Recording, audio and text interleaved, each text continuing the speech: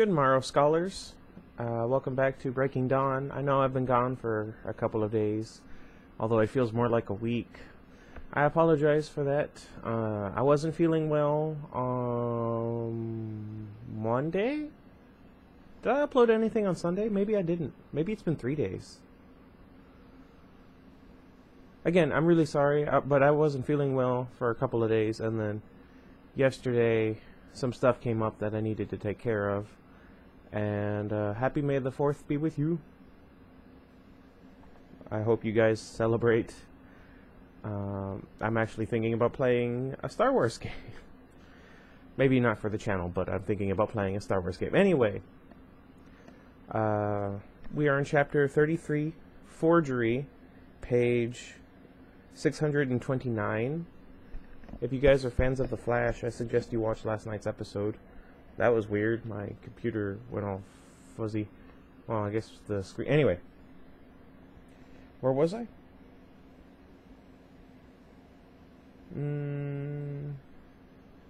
I don't know.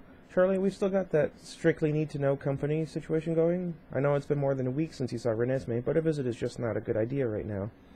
How about I bring Renesmee over to you? Charlie was quiet for so long that I wondered if he heard the strain beneath my facade. But then he muttered, "Need to know." Ugh. And I realized it was just his wariness of the supernatural that made him slow to respond. "Okay, kid," Charlie said. "Can you bring her over this morning? Sue's bringing me lunch. She's just as horrified by my cooking as you were when you first showed up." Charlie laughed and then sighed for the old days. Oh well.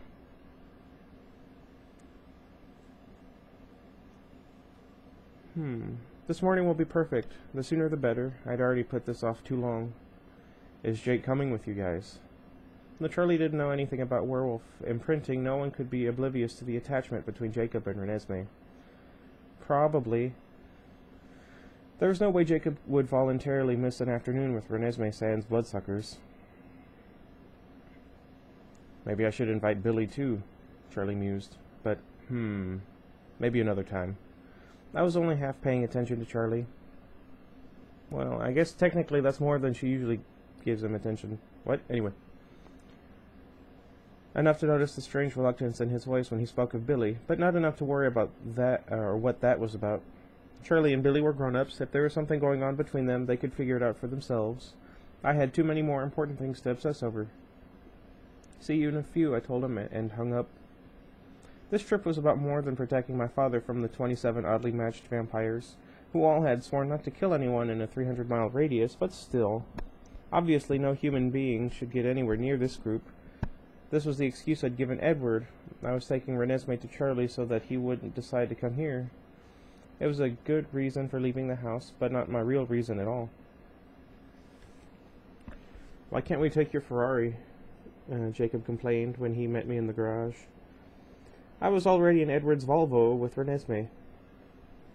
Edward had gotten around to revealing my aftercar as he'd suspected. What?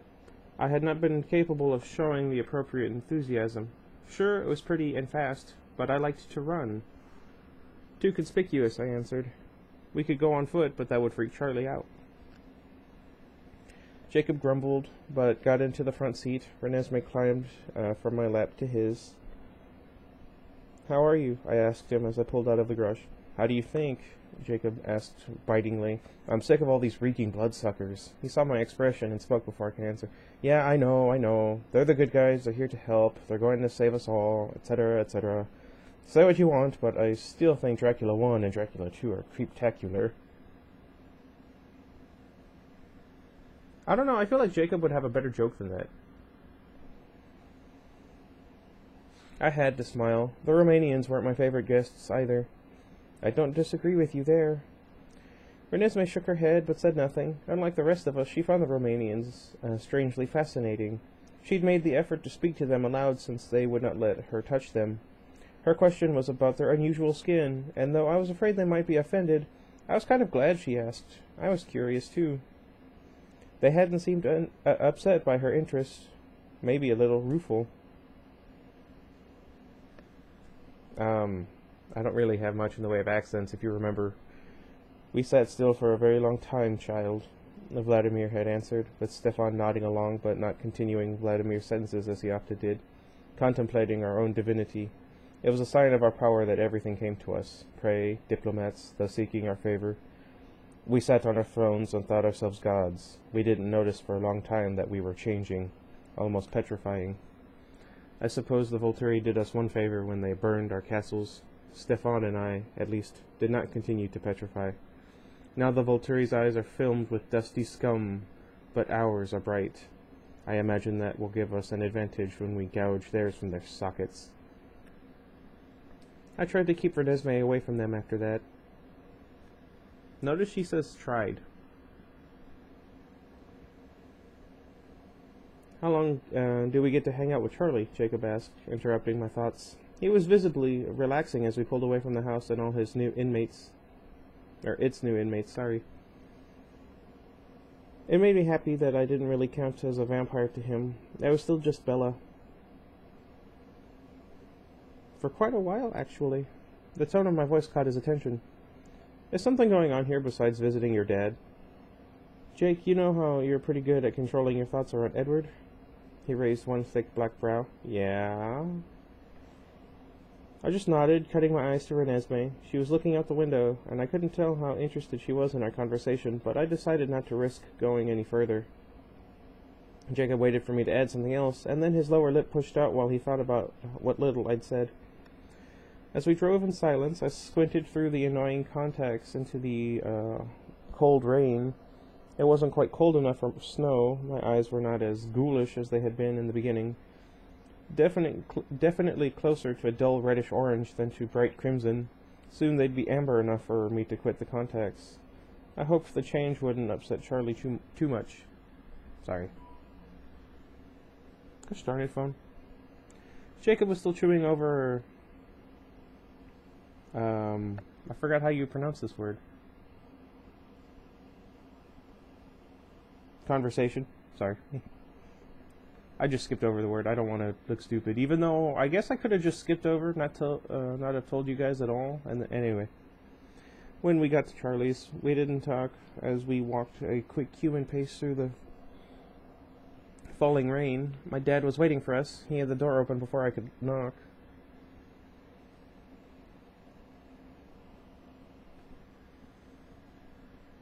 I'm not sure what Charlie would sound like happy. You know what I mean? Hey guys. It seems like it's been years. Look at you, Nessie. Come to Grandpa. I swear you've grown half a foot. And you look skinny, Ness. He glared at me. Aren't they feeding you up there? It's just the growth spurt, I muttered. Hey, Sue, I called over his shoulder. The smell of chicken, tomato, garlic, and cheese issued from the kitchen. It probably smelled good to everyone else. I could also smell fresh pine and packing dust. Renesmee flashed her dimples. She never spoke in front of Charlie. Well, come on in out of the cold, kids. Where's my son-in-law? Entertaining friends, Jacob said, and then snorted. You're so lucky to be out of the loop, Charlie. That's all I'm going to say. I punched Jacob lightly in the kidney while Charlie cringed. Ow! Jacob complained under his breath. Well, I thought I'd punched him lightly. Actually, Charlie, I have some errands to run. Jacob shot a glance at me, but said nothing. Behind on your Christmas shopping bills? You only have a few days, you know. Yeah, Christmas shopping, I said lamely. That explained the packing dust. Charlie must have put the old decorations up. Ah, that makes sense. Don't worry, Nessie, he whispered in her ear. Did I skip a page? I feel like I did. No? Okay, that's weird. I got you covered if your mom drops the ball. I rolled my eyes at him, but in truth I hadn't thought about the holidays at all. Well, I guess if they're about to die, I mean, what would be the point? It's kind of morbid.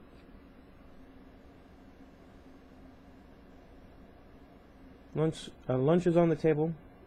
Sue called from the kitchen. Come on, guys. See you later, Dad, I said, and exchanged a quick look with Jacob. Even if he couldn't help but think about this near Edward, at least there wasn't much for him to share. He had no idea what I was up to. Of course, I thought to myself as I got into the car, it wasn't like I had much idea either. The roads were slick and dark, but driving didn't intimidate me anymore. My reflexes were well up to the job, and I barely paid attention to the road. The problem was keeping my speed from attracting attention when I had company. I wanted to be done with today's mission, to have the mystery sorted out so that I could get back to the vital task of learning. There we go. Learning to protect some, learning to kill others. That's kind of morbid too. I was getting better and better with my shield. Kate didn't feel the need to motivate me anymore. It wasn't hard to find reasons to feel angry now that I knew that was the key, and so I mostly worked with Saphirina.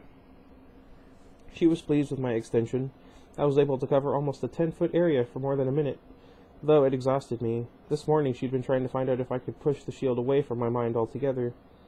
I didn't see what the use of that would be, but Saphirina thought it would help strengthen me, like exercising muscles in the stomach and back rather than just the arms. Eventually, you could lift more weight when all the muscles were stronger. I wasn't very good at it. I had only gotten one glimpse of the jungle river she was trying to show me. But there were different ways to prepare for what was coming, and with only 2 weeks left, I was worried that I might be neglecting the most important. Today, I would rectify that oversight. I'd memorized the appropriate maps, and I had no problem finding my way to the address that didn't exist online, the one for Jay Jenks. My next step would be Jason Jenks at the other address, the one Alice had not given me. To say that it wasn't a nice neighborhood would be an understatement. The most nondescript of all the Collins' cars was still outrageous on this street. My old Chevy would have looked healthy here. During my human years, I would have locked the doors and driven away as fast as I dared. As it was, I was a little fascinated. I tried to imagine Alice in this place for any reason and failed. The buildings, all 3 stories, all narrow, all leaning slightly as if bowed by the pounding rain, were mostly old houses divided up into multiple apartments. It was hard to tell what color the peeling paint was supposed to be. Everything had faded into shades of gray.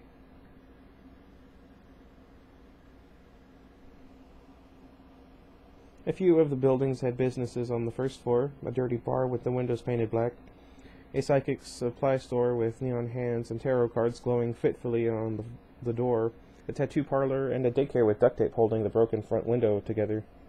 There were no lamps inside any of the rooms. Sorry. I don't know what it is, but I've been having chest pains. That's actually part of the reason why I haven't been reading.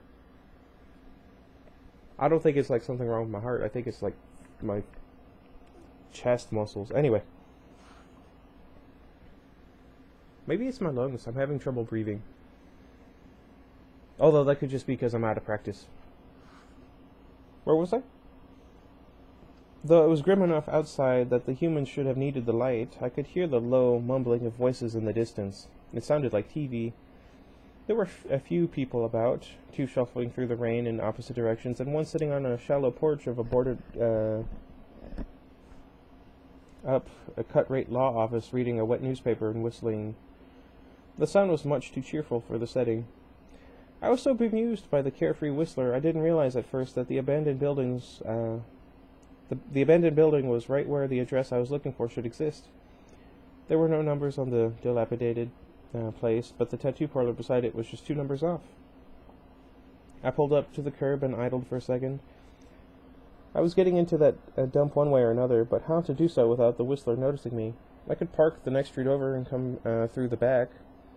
There might be more witnesses on that side. Maybe the rooftops? Was it dark enough for that kind of thing?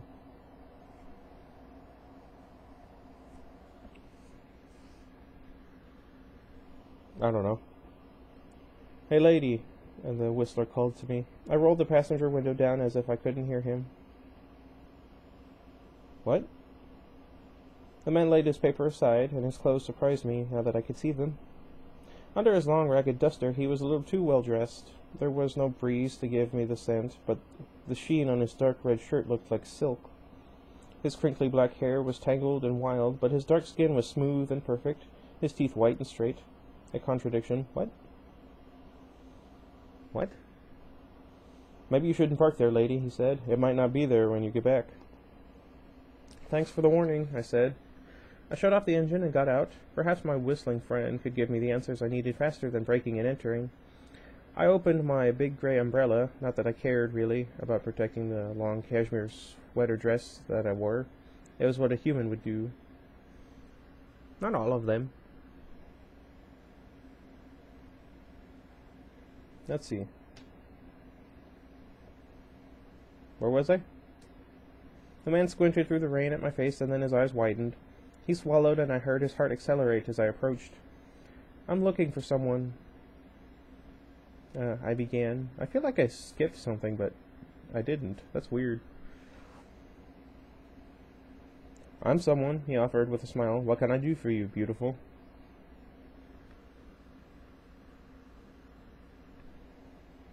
Are you Jay Jenks? I asked. Oh, he said, and his expression changed from anticipation to understanding. He got to his feet and examined me with narrowed eyes. Why are you looking for Jay? That's my business. Besides, I didn't have a clue. Are you Jay? No. We faced each other for a long moment while his sharp eyes ran up and down the fitted pearl gray sheath I wore. What? His gaze finally made it to my face. You don't look like the usual customer. I'm probably not the usual, I admitted, but I need to see him as soon as possible. I'm not sure what to do, he admitted. Why don't you tell me your name? He grinned. Max. Nice to meet you, Max. Now why don't you tell me what you do for the usual? His grin became a frown. Well, Jay's usual clients don't look a thing like you. Your kind isn't bothered with the downtown office. You just go straight up to his fancy office in the skyscraper. I repeated the other address I had, making the list of numbers a question. What? Yeah, that's the place, he said, suspicious again. How come you didn't go there? This was the address I was given, by a very dependable source. If you were up to any good, you wouldn't be here. I pursed my lips. I had never been good at bluffing, but Alice hadn't left me a lot of alternatives. Maybe I'm not up to any good. Max's face turned apologetic. Look, lady. Bella. Right, Bella. See, I need this job. Jay pays me pretty good to mostly just hang out here all day. I want to help you. I do. But, and of course I'm speaking hypothetically, right? Or off the record, or whatever works for you. But if I pass somebody through that could get him in trouble, I'm out of work. Do you see my problem? What? Oh, there we go. That's what I did. Never mind. I thought for a minute, chewing on my lip. You've never seen anyone like me here before? Well, sort of like me. My sister is a lot shorter than me, and she has dark, spiky black hair. Jay knows your sister? I think so. Max pondered this for a moment. I smiled at him, and his breathing stuttered. Tell you what I'll do. I'll give Jay a call and describe you to him. Let him make the decision. What did Jay Jenks know? Would my description mean something to him? That was a troubling thought. My last name is Cullen, I told Max, wondering if that was too much information. I was starting to get irritated with Alice. Did I really have to be quite this blind? She could have given me one or two more words. Cullen, got it. I watched as he dialed, easily picking out the number. Well, I could call Jay Jenks myself if this didn't work. Hey Jay, it's Max. I know I'm never supposed to call you at this number except in an emergency. Is there an emergency? I heard faintly from the other end. Well, not exactly. It's this girl who wants to see you. I failed to see the emergency in that. Why didn't you follow normal procedure?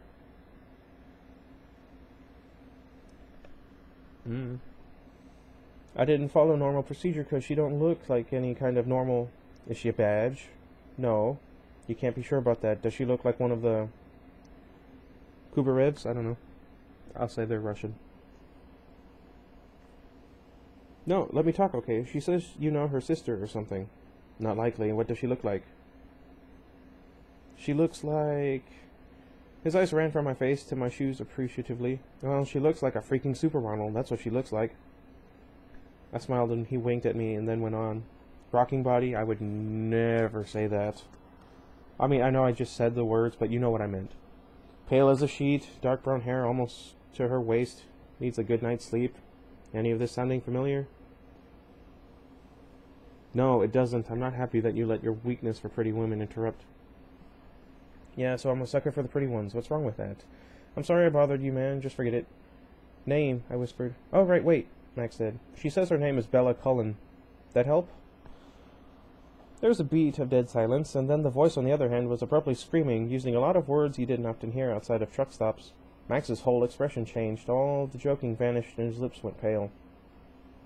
Because you didn't ask, Max yelled back, panicked. There was another pause while Jay collected himself. Beautiful and pale? Jay asked, a tiny bit calmer. I said that, didn't I? Beautiful and pale. What did this man know about vampires? Was he one of us himself? I wasn't prepared for that kind of confrontation. I gritted my teeth. What had Alice gotten me into? Max waited for a minute through another trolley of shouted insults and instructions, and then glanced at me with eyes that were almost frightened. But you only meet downtown clients on Thursdays. Okay, on it. He slid his phone shut. He wants to see me? I asked brightly. Max glowered. You could have told me you were a priority client. I didn't know I was.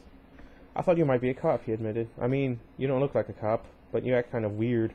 Beautiful. What? I shrugged. Drug cartel, he guessed. Who, me? I asked.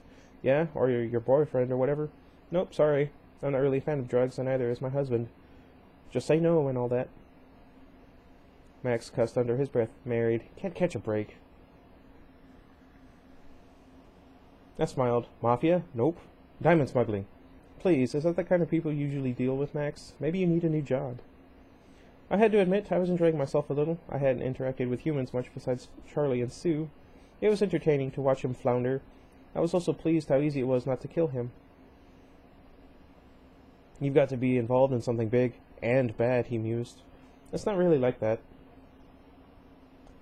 That's what they all say, but who else needs papers, or can afford to pay Jay's prices for them, I should say. None of my business anyway, he said, and then he muttered the word married again. He gave me an entirely new address with basic directions, and then watched me drive away with suspicious, regretful eyes. At this point, I was ready for almost anything. Some kind of James Bond villain's high-tech lair seemed appropriate, so I thought Max must have given me the wrong address as a test. What? Or maybe the lair was subterranean underneath this very commonplace strip mall nestled up against a wooded hill in a nice family neighborhood. I pulled into an open spot and looked at the tastefully subtle sign that read, Jason Scott, Attorney at Law. The office inside was beige with celery green accents. I don't like that color. Inoffensive and unremarkable. There was no scent of a vampire here, and that helped me relax. Nothing but unfamiliar human. A fish tank was set into the wall, and a blandly pretty blonde was... What? A pretty blonde receptionist, I don't know where I was, sat behind the desk. Hello, she greeted me. How can I help you? I'm here to see Mr. Scott. I need to work on my voices. It's been a while.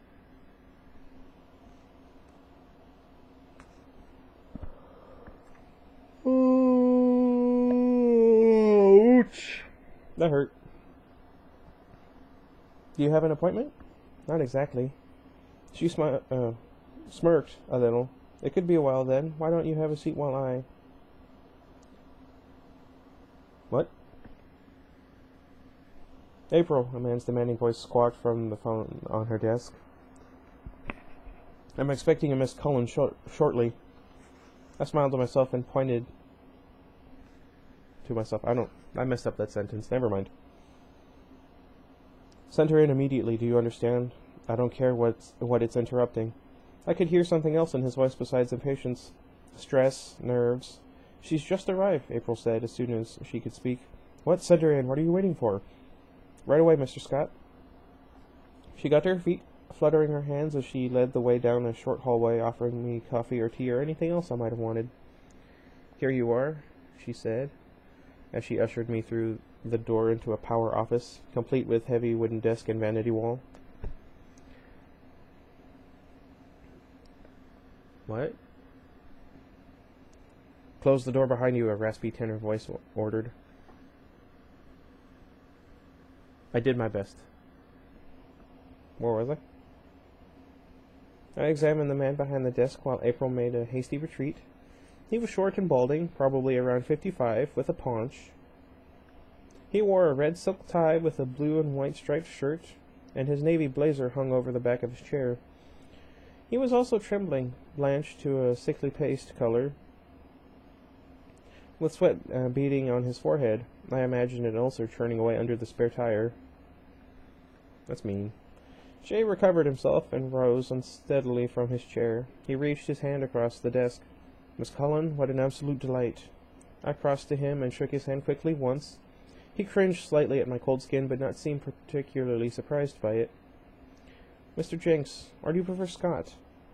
He winced again. Whatever you wish, of course. How about you call me Bella, and I'll just call you Jay? Like old friends, he agreed, mopping a silk handkerchief around his, across his forehead. He gestured for me to have a seat and took his own. I must ask, am I finally meeting Mr. Jasper's lovely wife?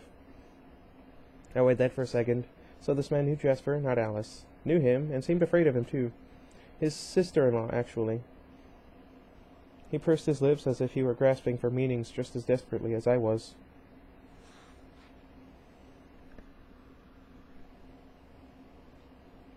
I trust Mr. Jasper is in good health? He asked, carefully. I'm sure he is in excellent health. He's on an extended vacation at the moment. This seemed to clear up some of Jay's confusion. He nodded to himself and templed his fingers. Just so. You should have come to the main office. My assistants there would have put you straight through to me. No need to go through less hospitable channels. I just nodded. I wasn't sure why Alice had given me the ghetto address.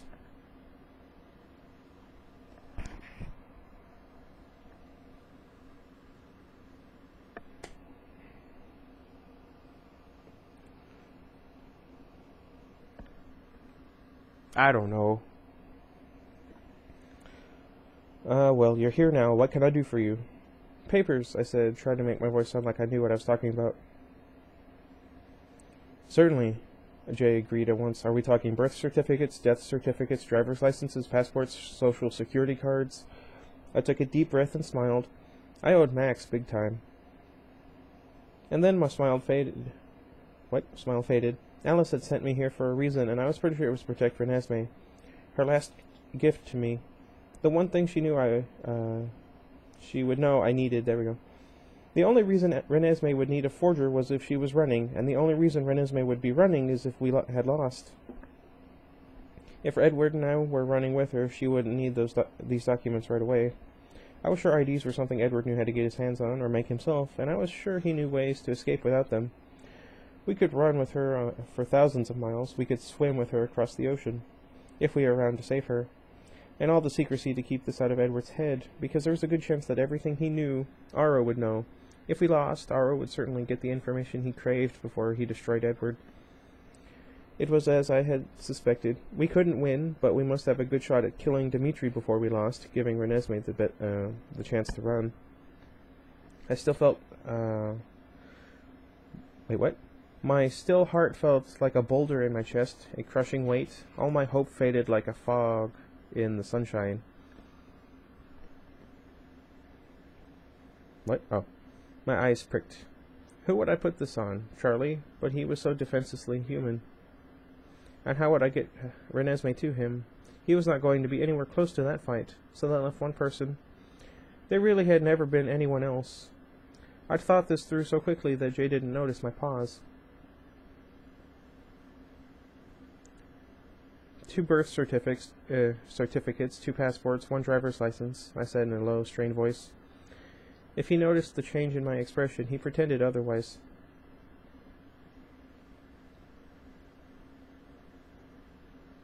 I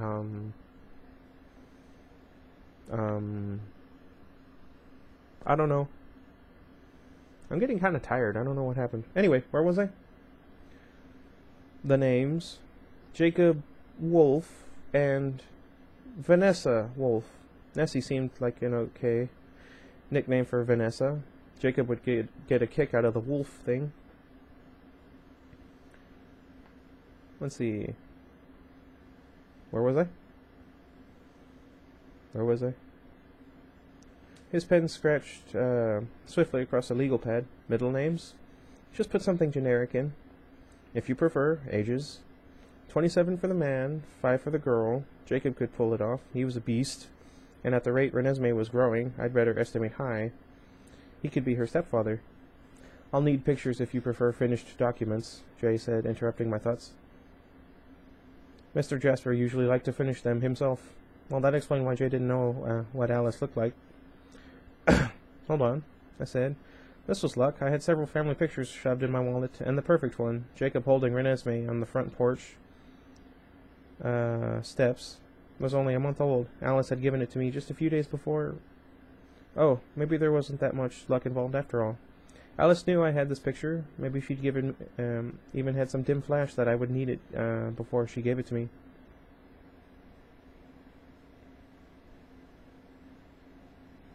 Let's see, where was I? Here you go. Jay examined the picture for a moment. Your daughter is very much like you.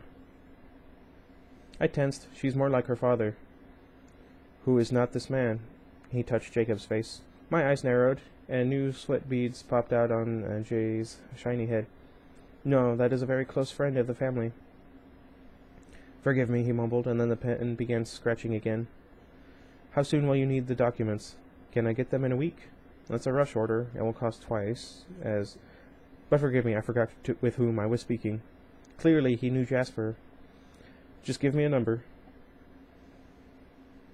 He seemed hesitant to say it aloud, though I was sure, having dealt with Jasper, he must have known that price wasn't really an object. Not even taking into consideration the bloated accounts that existed all over the world with the Cullens' various names on them, there was enough cash stashed all over that house to keep a small country afloat for a decade. It reminded me of the way there was always 100 fish hooks in the back of any drawer at Charlie's house. I doubted anyone would even notice a small stack I'd removed in preparation for today. Jay wrote the price down on the bottom of the legal pad. I nodded calmly. I had more than that with me. I unclasped my bag again and counted out the right amount. I had it all paper-clipped into $5,000 increments, so it took no time at all. There. Bella, you don't really have to give me the entire sum now. It's customary for you to save half to ensure delivery. I smiled wanly at the nervous man. But I trust you, Jay. Besides, I'll give you a bonus. The same again when I get the documents. That's not necessary, I assure you. Don't worry about it. It wasn't like I could take it with me. So I'll meet you here next week at the same time? He gave me a pained look. Actually, I prefer to make such transactions in places unrelated to my various businesses. Of course, I'm not sure I'm doing this the way you expect. I'm used to having no exceptions when it comes to the Cullen family. He grimaced and then quickly composed his face again. Shall we meet at 8 o'clock a week from tonight at the Pacifico? It's on Union Lake, and the food is exquisite. Perfect. Not that I would be joining him for dinner. He actually wouldn't like it much if I did. There we go. I rose and shook his hand again. This time he didn't flinch, but he seemed to have some new worry on his mind. His mouth was pinched up, his back tense. Well, you have trouble with that deadline, I asked. What? He looked up. I'd taken off guard by my question. Oh, I get it. The deadline? Oh, no worries at all. I will certainly have your documents done on time. It would have been nice to have Edward here so I would know what Jay's real worries were. I sighed. Keeping secrets from Edward was bad enough. Having to be away from him was almost too much. Then I'll see you in 1 week. Okay. That was a longer chapter than I thought it would be. I thought I was off to a good start.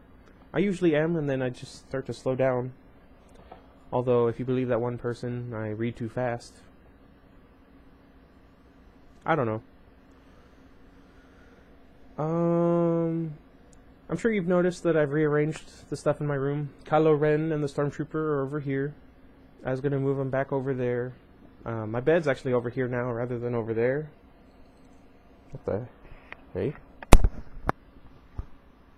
Did you guys hear that? What made that sound? Anyway. Again, I'm really sorry that I went so long without saying anything or uploading anything. I just was not feeling up to it. Yeah, even today I'm not feeling too well. You can kind of hear it in my throat right now. Anyway, thank you guys for watching. I had started a little bit earlier. I'd probably put up another episode, but I think that'll be it for today. Hopefully tomorrow I can put up 2 videos. Anyway, until next time. Goodbye, everybody. I'm kind of hungry.